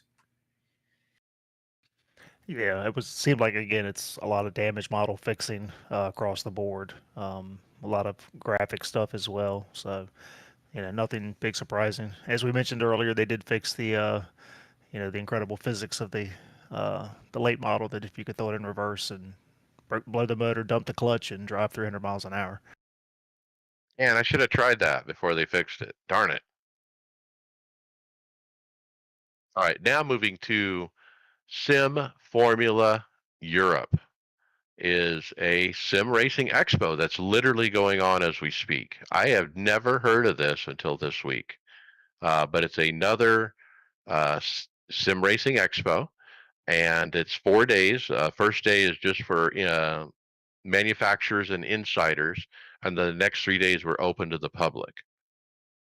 I think it was free admission, and it's in the Netherlands at Maastricht. So I was looking at the website. I mean, there are some great manufacturers there. What do we have to do to get something like this in the U.S. or at least North America? Amen to that. If these people would come to the U.S., we've got to organize, a gathering, a meeting of the iRacers Lounge listeners and guests, and go to one of these things. I can't. It would be like going to Disneyland, man. I feel Well, like. Go ahead. Go ahead. Well, Oh, I was going to say, I mean, almost all these brands have a U.S. or a North American distributor, so it's not like Cube Controls has to come over here. They've got distributors that could go to these things. That's what just blows my mind that we can't seem to get something like this together. is it the cost of maybe actually having a facility to take it on? Because the, I feel like any event that goes on in the United States or even here in Canada, we charge ridiculous costs just to rent the place to do it. Well, that depends on what city and Charge state you're in. admission. Yeah, that also depends on what city and state you're in. If you don't have to go too big, there are really nice convention centers in the Midwest. St. Louis, Memphis, Little Rock actually have s- convention centers that you're not going to pay the same thing you pay in New York City. Correct. And where a convention makes its money is the people that want to display their products have to pay a fee to do it. And if you need to charge admission, you charge admission. I mean, who here wouldn't pay $10 to go in? I'd probably pay more than that just to be able to get your hands on some of this stuff and actually touch it. I feel like any of these events, though, if they are actually going to have to go on for like be having the European contingent with it, would have to be on any of the outer states. So you'd have like a Florida, California, things like that would be where they would have to go on. They got seminars. They got booths. They got actual racing going on. They got a land race going on, some kind of championship thing. Hot lap challenge. Lots of cool stuff. It looks like fun.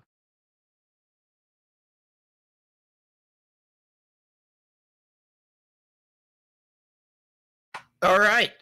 Real quick on the events, and we're running long, so we're going to blitz through these. The Roar Before the 24. That's You like, missed one again. dadgummit, I keep skipping. Oh, yeah, Coke Series. I read it and I process it, and then I'm always looking ahead. So if you've ever heard the other guys talk about producing and multitasking, and this is why I'm an amateur.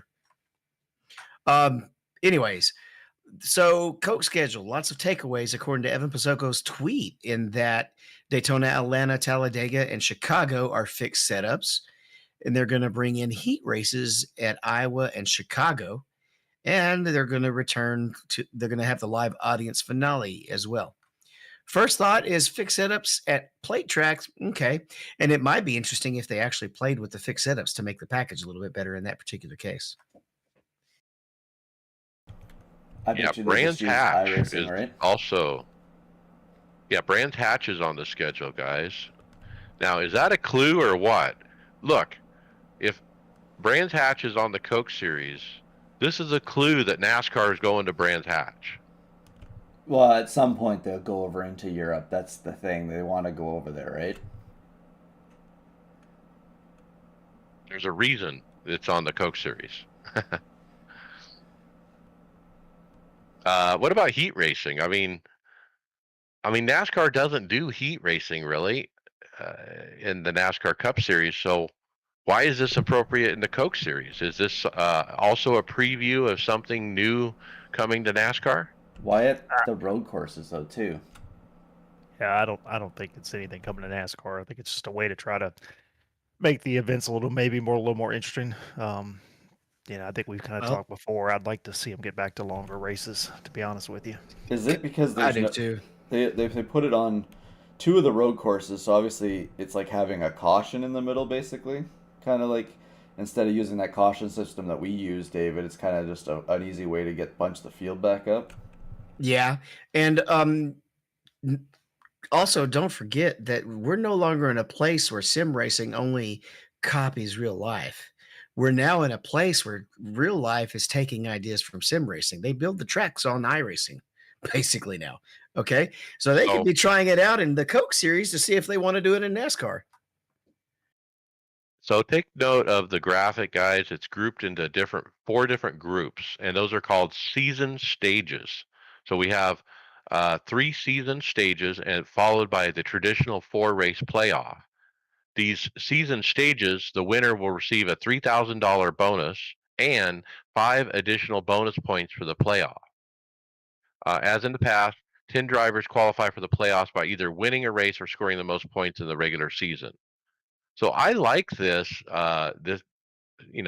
race within the season, or these stages for those bonus points. Those are going to be huge at going into the playoffs if you can win one of these season stages. Now, I think why I like this and why it's so clever is that Coke driver who wins early, and we've always talked about, well, he's in the playoffs and now he can just coast and prepare for the playoffs. He doesn't have to really do anything. Well, now he's got incentive to actually keep winning and keep doing well to try to go for those bonus points.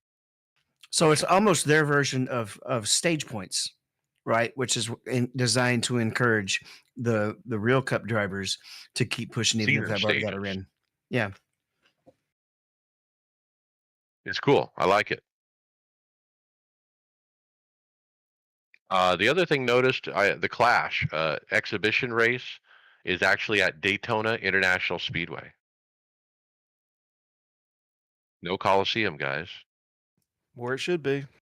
Thank God. Yep. I'm kind of surprised NASCAR agreed with that. Like, you'd think NASCAR would want them to be at the Coliseum for cross promotion and so forth.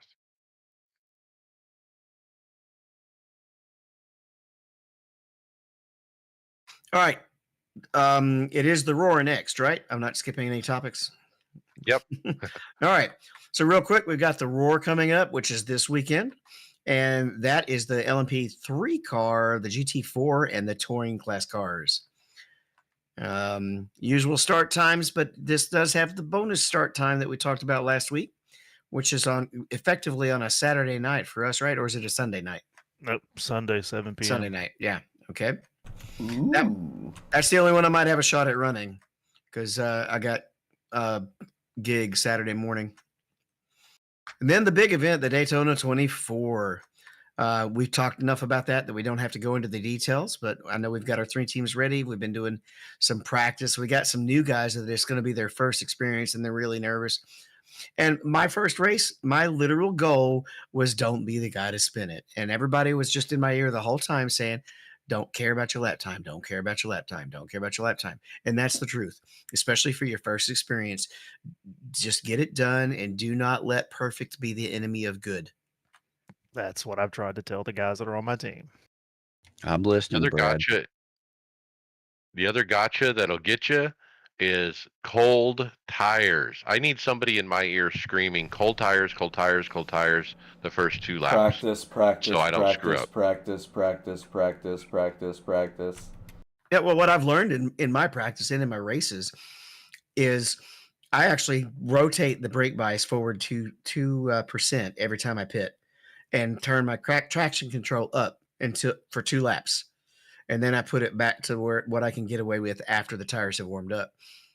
So that's one of the things you can do. That's why we have these Formula wheels with all those switches. Pop, pop, pop, pop, pop. I'm less likely to spin out after coming out of the pits on those cold tires and heavy gas. Because not only do you have cold tires, your car weighs almost twice as much with all the fuel in it.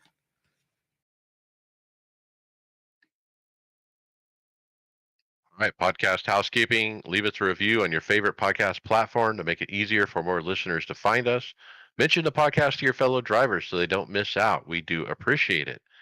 Don't forget to check out our Discord. If you were in Discord, you got inside information this week from Drew Adamson from staff. So, guys, get in there and join the conversation.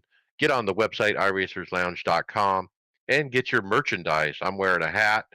You can get on our website at iRacersLounge.shop. We are in regular rotation at the Performance Motorsports Network.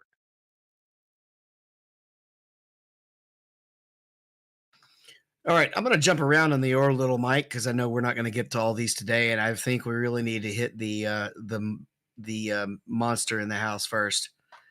So let's jump straight down to the Fanatec list. Yeah, this is Notice probably the I big said story list. of the week. All right, so it kicks off with a video called Customer Service Hell Part 3. And this is Danny Moffat talking about customer support issues he's had with them. And I did watch these, and now I've got them all mixed up. So somebody help me refresh my memory on the first one. Danny Moffat is a gentleman who had bought a DD2 base or DD1 base, I think it was, had a problem with it, sent it back, got a new one, and had the same exact problem or same problem with that one. So he was, I mean, he was trying to do a review on it. He couldn't do anything. The poor guy was so sad in this video. I felt sorry for him. But yeah, he keeps having problems with these direct drive bases. And it happens when he started the program up and it was okay, but as soon as he attached the wheel, it would say that no wheel was found, and it would just keep saying that over and over. And so there's a little bit more of a specific to it now that you sparked my memory. This one worked with the regular wheel that doesn't require the hub. Okay, what happens though is that Fanatec put out a batch of DD1s that don't work with the hub. And so that's what's happening. He had a regular wheel, he tested fine. Once he tried to put a wheel on with a hub, it stopped working. Fanatec says, okay, you're going to have to send it back and we're going to have to repair that. And, it takes, we'll get into more of the other details of dealing with them afterwards, but that's what happened. And really at this point, they should be sending him, I mean, I guess it doesn't matter because it doesn't work, but they should be sending him another one instead of making him get that one fixed. I'll take the next one. This guy lives in Macau near Hong Kong, so he bought it from a supplier and not directly from Fanatec. Well, now Fanatec will not honor the warranty because of that, because they didn't buy it. He didn't buy it direct from them. He also indicated that they should recall the new plastic QR. He claims it's defective and there should be a recall where they replace it with the metal one. Like he's ready to like sue them in open court over it kind of thing. Yeah, he's a lawyer, so I think he knows his probably way around stuff like that. He'll lose on the warranty because he didn't. He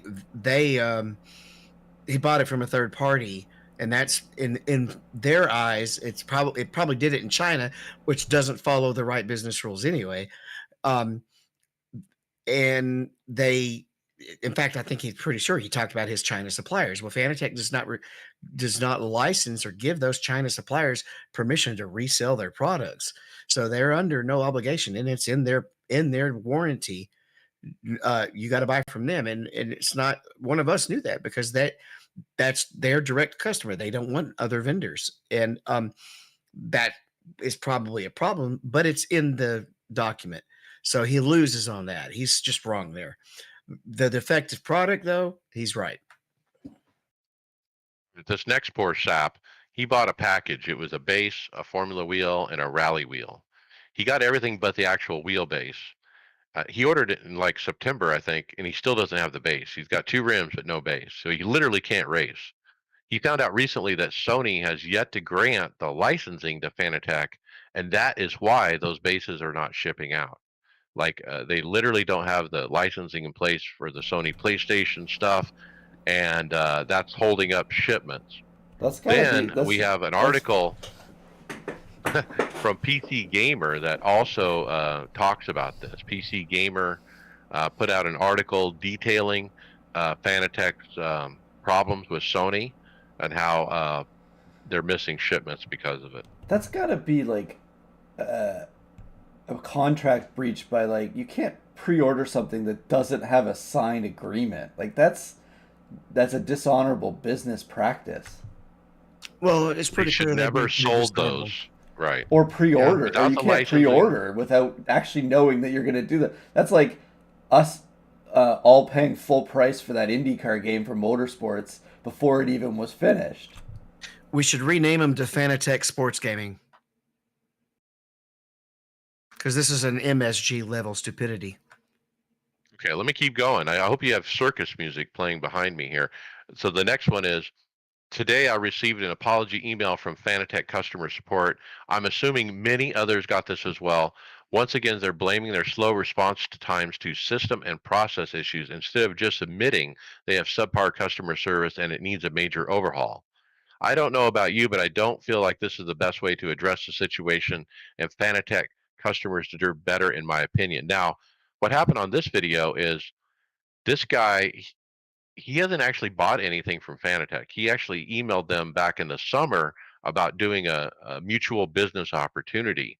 And so he got what he believes is a blanket email that was literally sent to all customers or anyone who's dealt with Fanatec in recent year. And it basically says, if you're waiting for any kind of customer service response on any item, reply to this email now. Like it talked about like well, reading between the lines, it sounds like their customer service system has failed or something, and they don't have the information to reply to everyone who has outstanding issues. So they're trying to just like reset the slate and get everyone who has a problem just to reply to the email so they know what they need to work on, is what it sounds like. Also sounds like that if you don't reply to that email, they're just going to ignore you and just forget about you, you know? So it might be a way for them to clear their cache of problems. Mike, here's a question. You work in customer service with dealing with calls, don't you?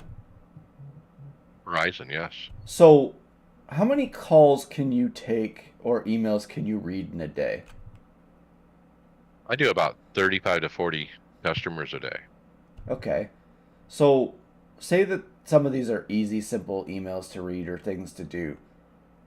If they have one or two people doing it, this company is not that big where they should be like sim racing is not a Verizon technology company where they'd be behind for producing. Like, I couldn't see that they could be this far behind in their customer service. It seems like it's like an excuse where they're trying to fix a problem now because it's become such a big problem. But how many Fanatec's wheels do you think they sell in a day? You're right. There's not a huge amount of volume. You think that they could solve this. Now, the final video was random call sign. He had a little bit more information. He actually interviewed the CEO, Tom, I think his name is, back at the Sim Racing Expo in October, and he had been told then that they had changed warehouses and that's when the issues had started, and it has snowballed since then. Now, he went on to say in the video, he doesn't think that a company like this can recover their reputation for the coming years after what has happened here. Now, look, this is just a sampling. These 5 videos, these 5 stories, is a sampling of what I saw on YouTube just in one week. Now, because I've been fed these videos. I think the algorithm is now showing me all the Fanatec customer service horror stories. And so they just been popping up in my feed. And so I put them on the script so we could detail this is not an isolated issue. They have serious, serious problems.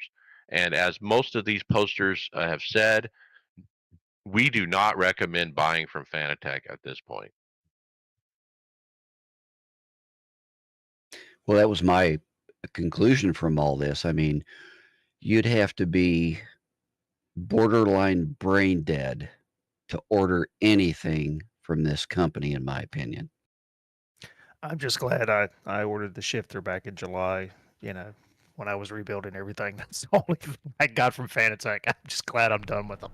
The worst part is if you're someone trying to get either your system's down and you're waiting on it. That's like, and you have no backup RAM or anything like that. Like, I hope to, when I upgrade, that I have my setup now I can use as a backup someday. I hope I'm not upgrading because of something dying on it. But I'm obviously not going to use Fanatec again. But it would be nice to have a backup just in case this happens with any of your products, to always have a backup. But some people just don't have that amount, or they sell it afterwards because they want to try and make money up to pay for the thing that they just bought. So it's unacceptable to be not responding to any of your emails within a couple days and as a customer service and figuring out the problem, and to for something new you purchased, sending it back for repair is unacceptable as well. It should have been any of those things that they should have, placement products should have been sent out, and products should be sent back. Well, I've said before. I mean, I had a CSW back in 14, and twice I had to send it in for repair. And even back in 14 and 15, it was a disaster then. Just any sort of correspondence with them takes forever. And like I said, that's why when I got back into December racing and decided to build a rig, outside of the shifter, I was like, there's no way I'm touching them. That's just what it is. So my sim coach's pedals, I've said this before, so I'll try to make it quick. Had an issue with brake fluid leaking. They sent me a replacement. While I kept those brakes, he taught me how to bleed it, and it temporarily fixed it, but it would continue to leak. He taught me how to fix it, but I got to wait on the pedals and not send the other ones back until they came in. That's the way it should be done. There's companies out there that prove over and over again how to handle customer service, and unfortunately, Fanatec is not one of them. Yeah. I think part of it is they're in Germany, and all the product is literally coming out of China, though. And so their warehousing is in China, customer service is in Germany. And they That's distribute got to from be part of the California. And problem. they distribute from California and the States. All right, so a lot of moving parts, and it sounds like the original Chinese warehouse might be the place where the ball's dropping, but who knows? Let's jump into results and talk racing. We actually had a listener email, was very enheartening this week, that said his favorite part of the show is results, and we love hearing that. So let's go over it. The Winter Series League, John, you had a P0. Yeah, I had a meeting with some clients and didn't make it to the race. I did watch you guys a little bit. It was fun to watch, but man, I was disappointed. I missed the race. All right, Brad, P25. Yeah, kind of frustrated with last night. So started P12. I had a pretty good pace until I got caught up with an accident not of my own doing. Somebody got turned on the front stretch and literally just drilled me and tore up the right front, broke something in the right front. Car was never really good after that. It had about 3 minutes of damage and just couldn't get it, tried to get it fixed under cautions, and it just was, I probably should have just stayed in there and got it all fixed. Ended up looping it late, pounded the inside wall, about 5 minutes of damage. I was just more frustrated than anything else. Yeah, Justin was a P24. Really not much to say. I was running mid-pack most of the race, and a lap car got into me, and I was done. David, P13. I think, or Greg, were you P13 or P12? 13 and you were 14. And I was 14. I couldn't remember which one it was, but I know I finished right behind you. I don't think I was going to catch you, but I got drastically separated by you from one of those same guys who thinks it's smart to race and hold somebody down for 5 laps and cost you 3 minutes. And funny enough, he lost 3 more positions in just the last few laps that he wouldn't have lost if he had tucked in behind, because he cost himself 2 minutes, not just me. But yeah, P13 or P14, we had a almost coin flip situation that didn't really turn out to be a coin flip because the guys who stayed out when we pitted were still stupid fast anyway. And so it all seemed to kind of even out. Not enough tire so- fall off. Yeah, so it ended up being a standard middle pack run, and you stole the double prize from me this time because you intentionally let Chandler pass you so you could get that lucky dog. I wish I could even take credit for that, but there's no one catching Chandler. Chandler's unbelievable in that series, and it's just not fair sometimes. But yeah, I finished P13 there, and I leapfrogged you on pit road because I pitted, I think, 5 laps before you did, or a little bit more than that. I'm not sure. Me, you, and Mike were running nose to tail. I was at probably 13th, 14th, 15th there before the pit stops, and I felt like I had to do something different because I was in your tire tracks, and I kept losing grip more and more the longer we went. I just couldn't do anything extra to get closer to you. And every time I did, I would slip up off the corner. So I was like, I'll pit, see if I can gain some. And I gained, I think it was a second on you coming out. And then you got held up because of that one guy. And same guy that I had to get past, and he wasn't very fun to try and get around. And Or he doored you. yes, he did. I still don't understand it. I'll never understand it. But when you run somebody down and then they drive you so hard into the corner or whatever, it's never going to get changed. But yeah, it was a good race. Yeah. I learned some more on the second run there with some brake bias changes. I got the car turning a lot better. I just wish I was a little bit faster, but it really shows us how good some of these racers are that we race against in iRacing. Well, that top 10, they're all 4K to 7K iRating guys. Yeah, and I'm not saying don't race. I'm saying don't race when it hurts yourself. I got a P17. I ended up spinning on the first and bringing out the first caution that we've had in like 4 or 5 races, actually. So I was a little embarrassed to bring out that caution all by myself. But I pitted at that time, even though it was only been a few laps, got new tires, and got off sequence with the leaders. I ended up staying out when everyone else didn't, and I was up front again, near the front for quite a bit of the race. I was as high as P2 during green flag stops. I eventually settled into P17 and got what I deserved. Now, I never checked. Have we had more cautions in this race than we have had all season? And I think Mike Probably, was. I think there was 5 or 6. Were you the first caution, Mike, or the second one? No, I was for number 1, but then we had a So you- bunch in a row right after that. Yeah, you were the first caution in the last 5 races we've had. That's what the streak you broke.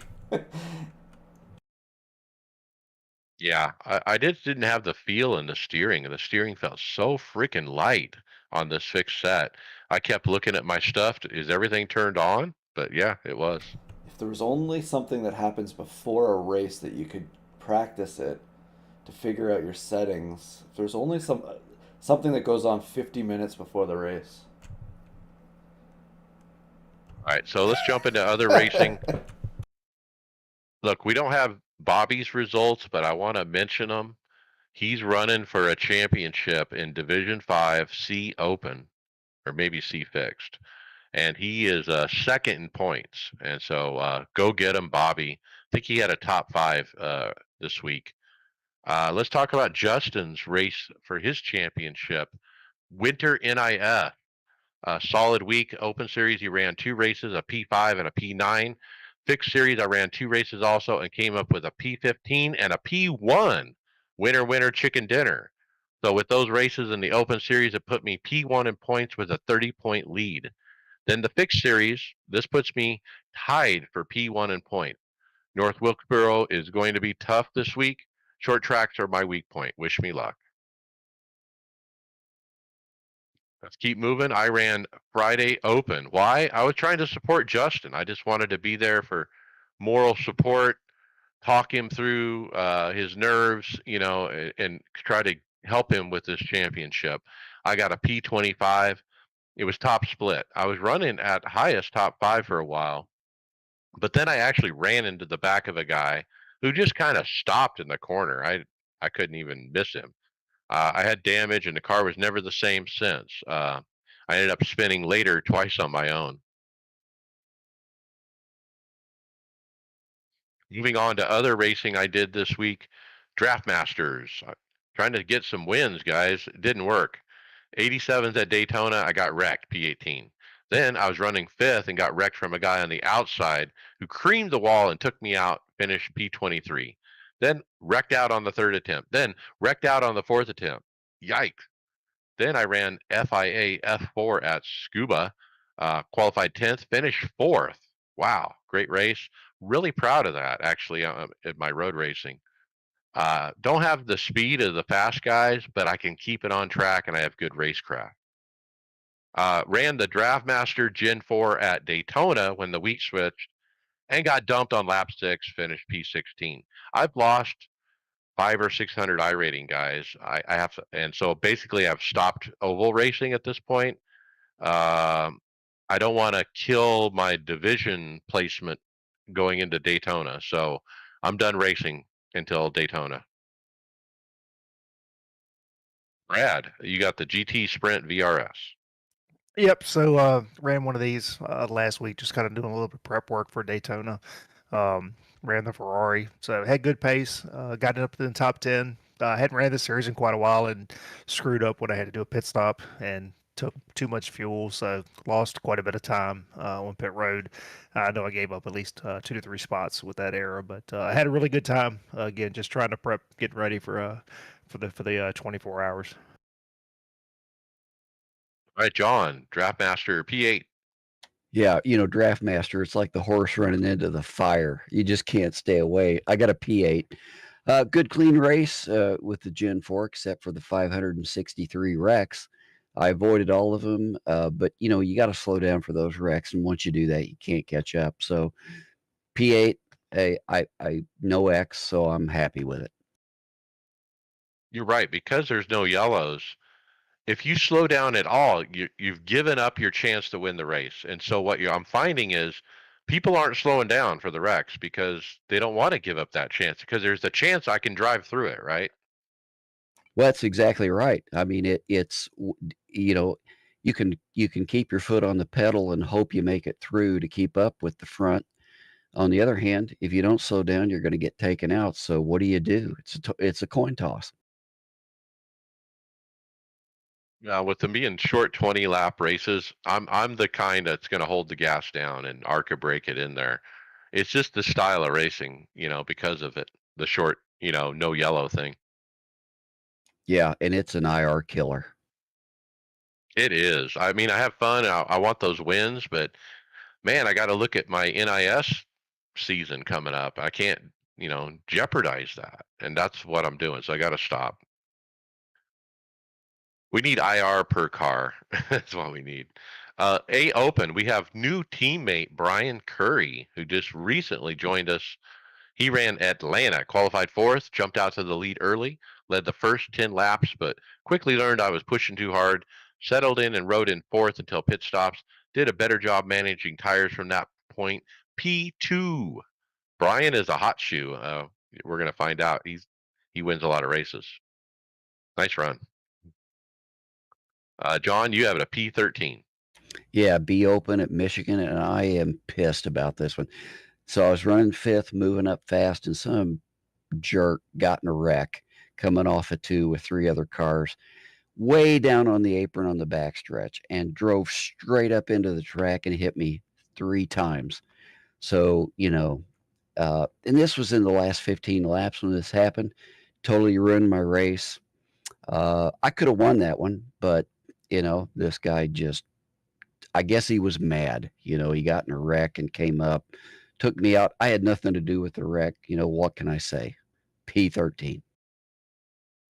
Right, and then C Open P6. Yeah, this was a good truck race. We had a lot of fun in this one. I was in mix the whole race. Good close racing, all the way. The top 10 drivers did a great job. With about 10 to go, the top 6, we pulled away from everybody, and it was a dogfight. Good race. Probably the cleanest race I've ever had in a C Open, that I've had at least in a long time. So it was a lot of fun. Good setup. P6 was great. That sounds like a good one. M's Brad P4. Yep. So ran IMSA at Watkins Glen night before last, maybe. I don't remember what night it was. Started P12. Ended up with the top 4, P4. So as typical with Watkins Glen, kind of had to survive the those first lap heroes that decided to destroy a bunch of stuff. Had good pace. P6 was quicker. We ended up stopping for fuel, and I was able to maintain my pace ahead of him. But it was kind of a yo-yo back and forth between the two of us. Really, all kind of depended on how traffic caught us. You're running GT3s. You got GTPs that are coming, and one thing I really learned was just trying to do my best to make it easy for them to get around me, to where I would not lose time. So, as odd as that may sound, trying to set myself up to where to make it easy for them to go around me, to where I wouldn't lose time, because that's what I was noticing. If I was where I got caught, he closed back up, and then we just kind of watched it go back and forth. But again, just continuing trying to work on getting some practice in, getting ahead of the 24 hours. But really good race. It was fun. All right, well done. Let's jump to final thoughts. David Hall. As it was fun playing around with that AI stuff, I was going to talk about that now, but I'm glad it got caught up. We got our schedule kind of sort of set up, but I think I'm going to have to flip flop it around a little bit, because I'm not going to be able to start it with the schedule coming out. But I hope we finish it. That's the main goal this year. Just get through it and finish where we're supposed to finish. All right, Greg Hectus, final thought. I wasn't on last week to share my upgrades, so I've upgraded to 4 monitors now on my sim racing rig, which I'm pretty excited for. I kind of got some stuff for that dialed in last night with David helping me out with JRT. And I'm actually really enjoying it. I have to do some more finicking around with it, but we're play with it over the next couple weeks here, doing some road racing and oval racing. I'll get it right. Also, that email we got from the listener, I haven't run this by David yet, but I'm hoping at some point, or maybe someone else on the team, we can set up he was asking about going over what to prepare for the Indy 500. I'm wondering if we can set up an AI thing and maybe create a video between David and I and put it out on YouTube or something together to show what things to look for in the Indy 500 and how to prepare for it and what to do during the race. What we do as drivers thinking in the race to do adjustments and stuff like that. Learning how to use the weight jacker is one of the biggies for the open set. I don't know if AI really helps in that world. Run as many official races as you can the week before in the A series is the number one tip. Just gain experience in race conditions. Well, and I was thinking that the AI would show you that when you're running behind them, what you have to do with the weight jacker. That would be the AI part of it. Mm-hmm. All right, Brian McCubbin, final thoughts. So I got the Sim Magic shifter, H pattern and sequential shifter setup. Really happy with it. It's got a good feel to it. The shaft feels like it's got a longer throw to it when you're shifting gears, and I like that. I like the pull up handle to get into reverse. That works pretty well in my for my situation. I like that. Switch it to sequential, and everything works flawlessly. Plug and play, really simple. Yeah, and I finally get rid of that that fan attack that I couldn't never switch because it would stop working if I went from H pattern to sequential or back and forth. So yeah, I would give it my recommendation. It's a good product. Right now, you got a new doorstop too, the Fanatec shifter. Yes, sir. All right, Brad Wren, final thought. Yeah, so prepping for the Roar. Looking forward to that. I think I'm going to run that Saturday morning, the 7 a.m. run. So got my button box finally. Came in, got it mounted. Spent some time the other night getting everything labeled. So happy with that. The wife let me go ahead and pick up a larger fourth monitor, so that got put up last night, and I'm gonna go ahead and I think tweak my monitors a little bit. I'm not really happy with my gaps I've got, so I'm gonna play with that. And then since I put all this other stuff on there, I'm gonna have to yank all of my cables away, and I'm gonna redo all my cabling this weekend since I think I've got everything on here I want. So I should be good to go. I'm looking forward to do a little bit of cleanup. As crazy as that sounds, I like things to be nice and neat. So I'm excited about cleaning up the cables, and again, just excited for the 24 hours and another week and a half or whatever, 2 weeks, 1 week, whatever it is. And yeah, just looking forward to having some fun. So you got the ignition controls box. Is there any regrets? Absolutely not. I'm a little worried. So I ordered a mount from off of Etsy, and in my impatience, talking to you, you said what you did, and I started digging through my extra stuff, and I ended up figuring out a way to mount it. So I think that the Etsy mount will fit up a little bit better. I'm just a little concerned that it's not going to be strong enough because this thing is heavy. It's solid metal. But we'll see. That's supposed to show up tomorrow. I've got a little bit of time to play with it, but yeah, the button box, dude, it's great. It is absolutely what I wanted. It's not 3D printed. We'll just say that. All right, John Curley, final thought. Yeah, so going to put in a new video card in the computer this weekend and get those triple monitors up and running. I'm excited for that to see what that's like, and then getting ready for that 24 hours Daytona so I can learn how to keep it on the track and give my teammates a good car. So I'm going to be working on that the next week and a week or so. And then Bobby jokingly said, Greg's leaving because Greg put up his Oculus Rift for sale. I mean, Greg is literally giving up the VR for the triples. So go get him, Greg. My final thoughts, man, it kind of sucks that I can't race what I want to race because of iRating. But that's the position I'm in because we set the divisions for NIS at Daytona 500 in a few weeks from now. And I don't want to be in a Division 3. I want to be in Division 2. So if I keep racing Draft Masters, I'm going to be in Division 3. So I'm at a point where I literally can't race what I want. So I want iRacing to look at the iRating thing again. Run C car. series. Run the Xfinity series or something like that.